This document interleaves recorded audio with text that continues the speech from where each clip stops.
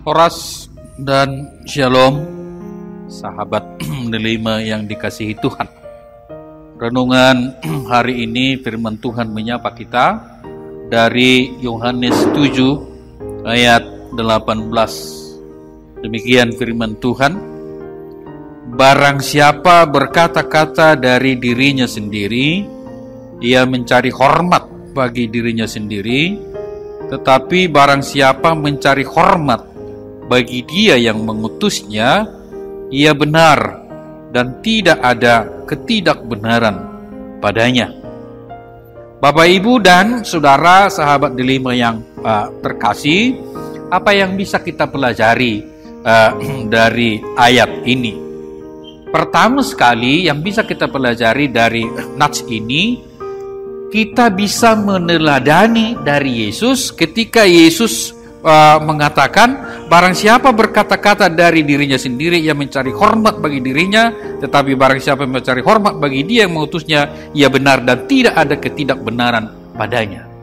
Ketika Yesus mengatakan hal itu, Yesus mau memberi kita satu teladan bahwa dalam hidup ini yang terpenting, apapun yang kita kerjakan, apapun yang kita pikirkan, apapun yang menjadi kegiatan kita sehari-hari, bagaimana kita lebih mendahulukan kehendak Tuhan daripada kehendak atau kepentingan kita sendiri. Jadi Yesus tidak pernah memikirkan apa yang menjadi kepentingannya, tetapi Yesus senantiasa dalam misinya selalu melakukan apa yang menjadi kehendak Tuhan.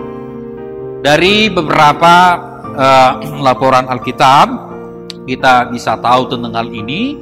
Salah satunya ketika Yesus berdoa di Taman Getsemani, Yesus berdoa seperti ini, janganlah kehendakku yang jadi, kehendakmu jadilah. Artinya Yesus selalu memprioritaskan apa yang menjadi kehendak Allah yang mengutusnya daripada kepentingannya sendiri.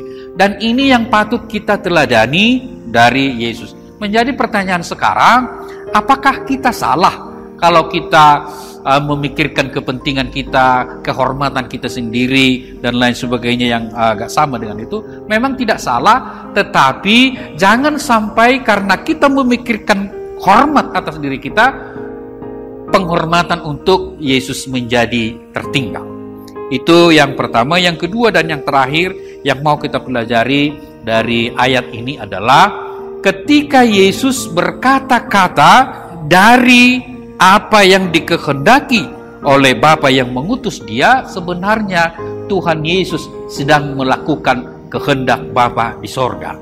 Jadi ini yang kedua yang kita pelajari dan kita teladani dari Yesus. Jadi bagaimana kita dalam kehidupan kita sehari-hari melaksanakan kehendak Tuhan, bukan kehendak kita sendiri. Yang jelas kehendak Tuhan itu sudah pasti benar. Yang jelas ketika kita melakukan kegiatan kita, bagaimana kita mendahulukan kemuliaan Tuhan, bukan mendahulukan apa yang menjadi kepentingan kita. Dalam hal ini kita bisa meneladani bagaimana kesaksian Yohanes Pembaptis tentang Yesus. Tentang Yesus, Yohanes Pembaptis mengatakan, ia harus makin besar, tetapi aku harus makin kecil. Bapak, Ibu, dan saudara, sahabat delima yang terkasih, sehingga dalam hidup kita, bagaimana kita senantiasa mendahulukan kehendak Tuhan daripada kepentingan kita sendiri, dan senantiasa melakukan kehendak Allah, bukan kehendak kita pribadi. Tuhan memberkati kita. Amin.